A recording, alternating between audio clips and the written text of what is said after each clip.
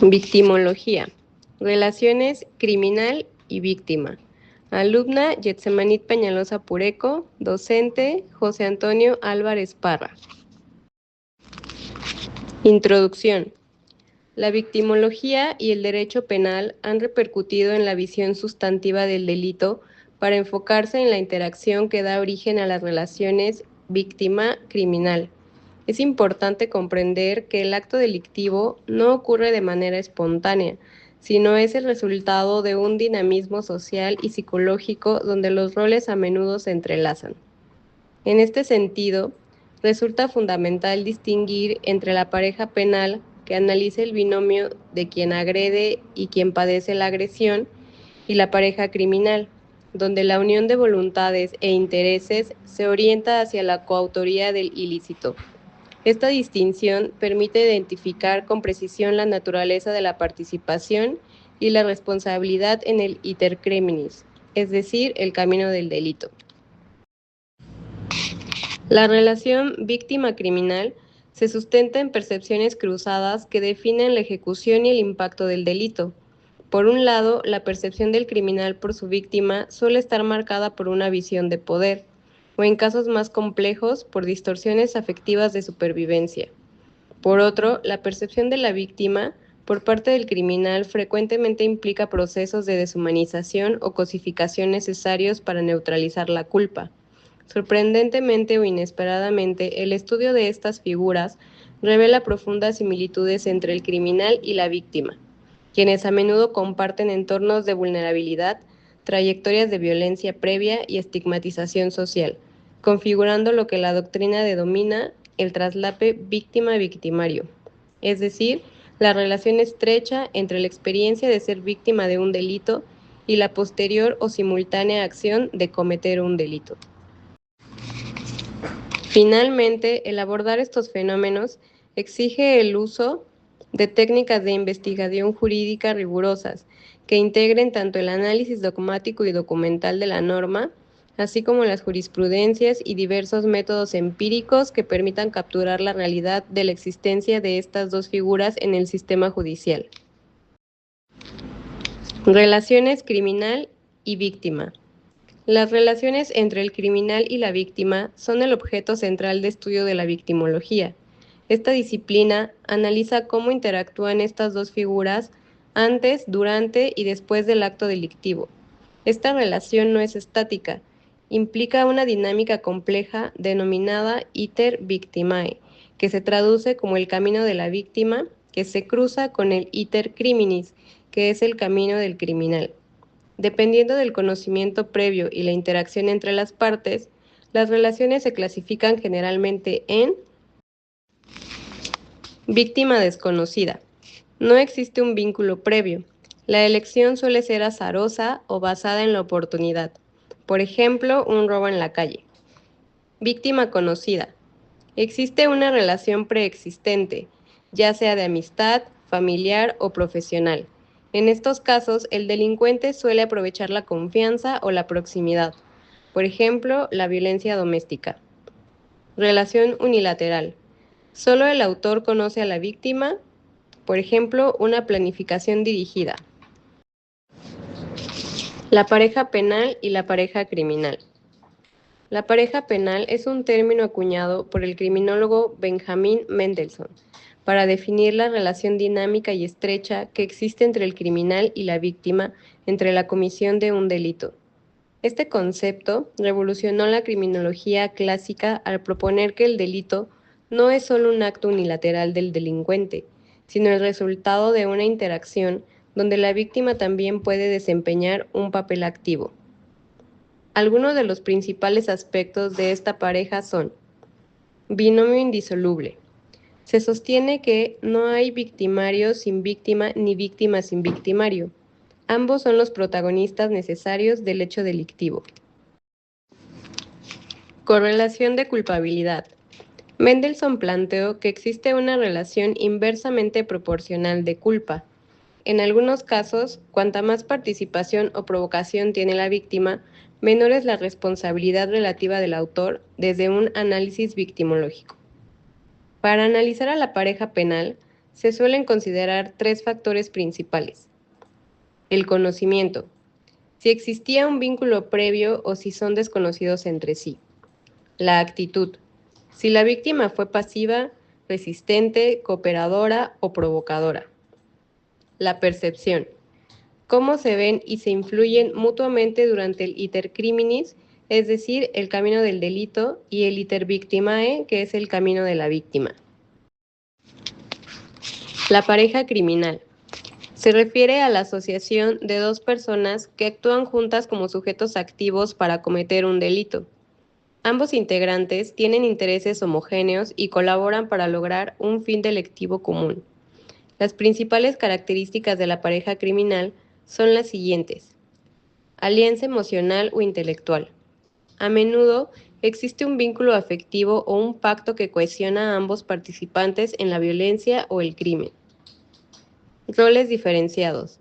Es común que exista una dinámica de jerarquía. Incubo. Es el líder quien tiene el control intelectual o la iniciativa. Sucubo es el seguidor que actúa bajo la influencia o dirección del líder. Intereses homogéneos. A diferencia de la víctima y el victimario, cuyos intereses son antagónicos, los miembros de la pareja criminal trabajan hacia un mismo objetivo ilícito. De acuerdo a los estudios realizados por la criminología clínica, estas figuras pueden intercambiarse de penal a criminal. Por ejemplo, en el síndrome de Estocolmo, es decir, cuando una víctima presenta una respuesta psicológica inconsciente, desarrollando sentimientos positivos, empatía o un vínculo afectivo hacia su agresor. De criminal a penal, transformándose de víctima, victimario, buscando determinar la responsabilidad de cada parte en el hecho delictivo. Por ejemplo, cuando 2 cómplices roban un banco y uno de ellos traiciona y mata al otro para quedarse con el botín. Percepción del criminal por su víctima. La percepción que la víctima tiene de su victimario es un proceso psicológico complejo que evoluciona antes, durante y después del trauma. No es lineal, sino que está condicionada por el poder y el instinto de supervivencia. Los principales estados de percepción son: la percepción de un poder absoluto. Durante el hecho delictivo, la víctima suele percibir al criminal como un ser superior e invulnerable. Esta distorsión cognitiva ocurre porque el victimario controla las variables básicas de vida o muerte, anulando la capacidad de respuesta racional de la víctima. El fenómeno de transferencia, o también conocido como síndrome de Estocolmo. En situaciones de cautiverio o abuso prolongado, la percepción puede cambiar de la amenaza al agradecimiento. La víctima interpreta el hecho de que el criminal le proporciona alimento como un acto de bondad, generando un vínculo afectivo defensivo para reducir la ansiedad. La cosificación mutua. Se da del criminal a la víctima, cuando el autor percibe a la víctima como un objeto o un medio para un fin, y de la víctima al criminal, cuando la víctima deja de ver al agresor como un ser humano y lo percibe como un individuo deshumanizado, lo cual es una barrera psicológica para procesar el trauma. Terror residual. Percepción del criminal como una amenaza constante que puede regresar. Generalmente incluye paranoia y estrés postraumático. Eclitofilia. En casos atípicos surge una fascinación o atracción sexual o romántica hacia el criminal basada en la idealización de su agresividad o poder. La víctima provocadora y la percepción de culpa. Si la víctima conocía previamente al criminal, hubo un conflicto previo, la percepción puede estar disfrazada de autorresponsabilidad. La víctima percibe al criminal como alguien que reaccionó a sus propios actos, lo que dificulta la denuncia. Percepción de la víctima por parte del criminal. Para el criminal, la víctima rara vez es vista como un ser humano, con todo lo que esto implica, es decir, un individuo con derechos, sino más bien se aprecia como un objeto funcional. Esta percepción está dominada por mecanismos de defensa cognitivos que le permiten cometer el delito sin sentir culpa o remordimiento inmediato. Los principales estados de percepción del criminal hacia su víctima son: la cosificación. Es el proceso mental más común. El criminal deja de ver a una persona y lo ve como un objeto. En un delito sexual, la víctima únicamente es un instrumento de placer. Al quitar esta humanidad, el delincuente elimina la empatía y se facilita la agresión. La víctima como provocadora. Muchos criminales perciben que la víctima es la culpable del hecho delictivo. Utilizan técnicas de neutralización como la justificación. Por ejemplo, la frase "se lo merecía por cómo iba vestida o vestido". La reivindicación. El criminal se percibe a sí mismo como una víctima de las circunstancias y a la otra persona como el agresor original. La percepción de presa. Por su vulnerabilidad, el delincuente realiza una evaluación técnica. Observa debilidades, analiza el lenguaje corporal, la distracción o la falta de protección. La víctima es percibida como una oportunidad de éxito con bajo riesgo de castigo. La percepción de socio o cómplice. Esta se refiere a una distorsión en casos de abuso prolongado o manipulación. El criminal puede llegar a creer genuinamente que la víctima disfruta de la situación o que existe un vínculo. Esta es una distorsión egocéntrica donde el victimario proyecta sus deseos en el silencio o el miedo de la víctima. El desprecio y la superioridad. El criminal suele percibir a la víctima como un ser inferior o débil. Esto le otorga una sensación de poder y control que en muchos es el motor principal del delito, más que la búsqueda de un beneficio económico.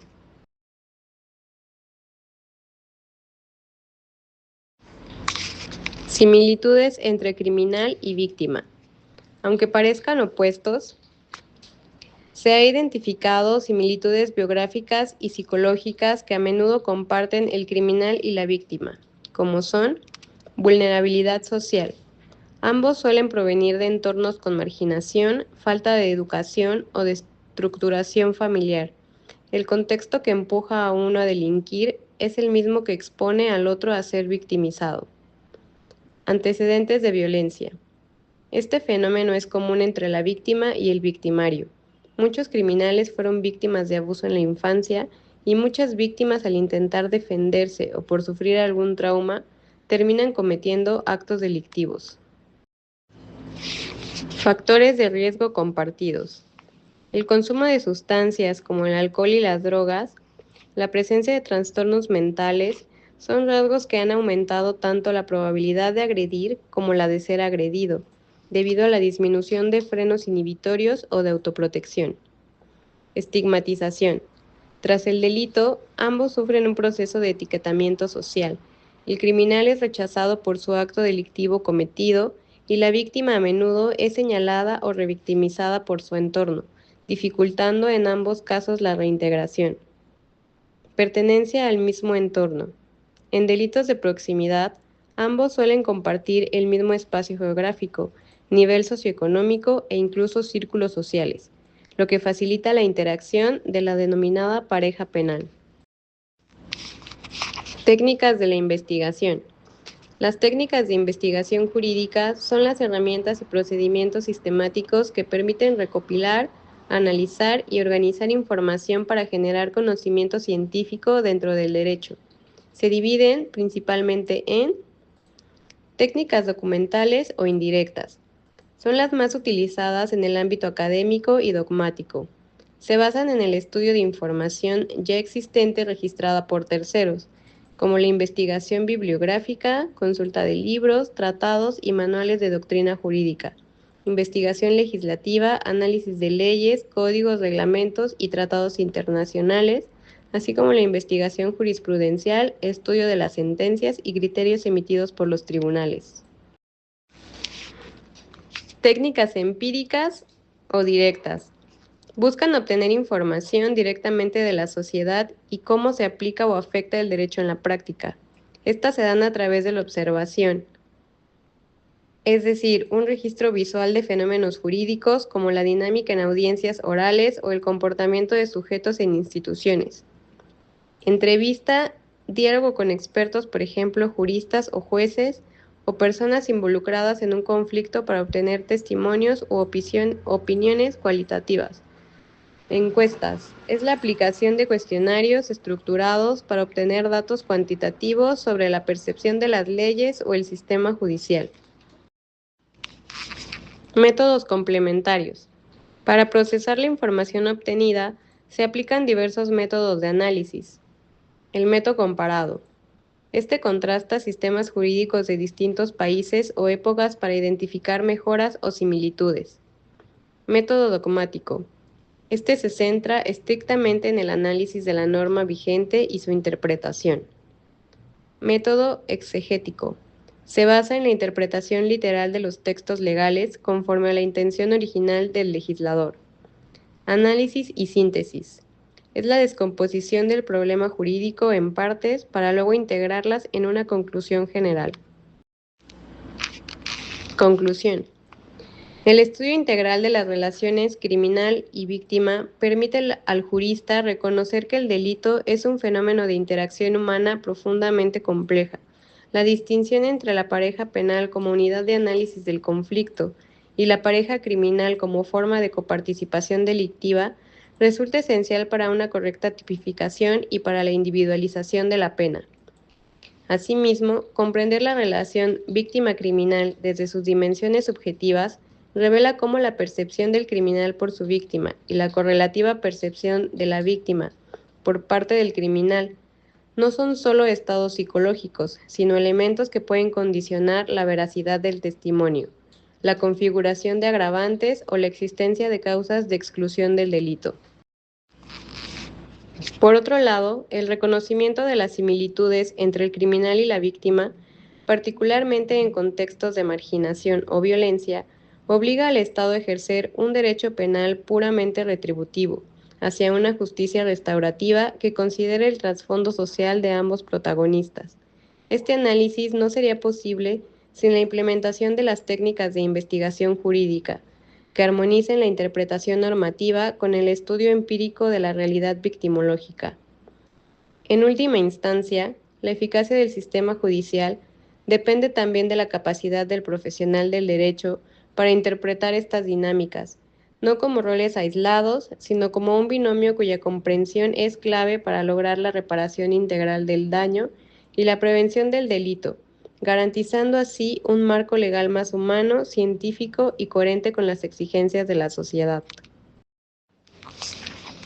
Estas son las referencias utilizadas en el video respuesta.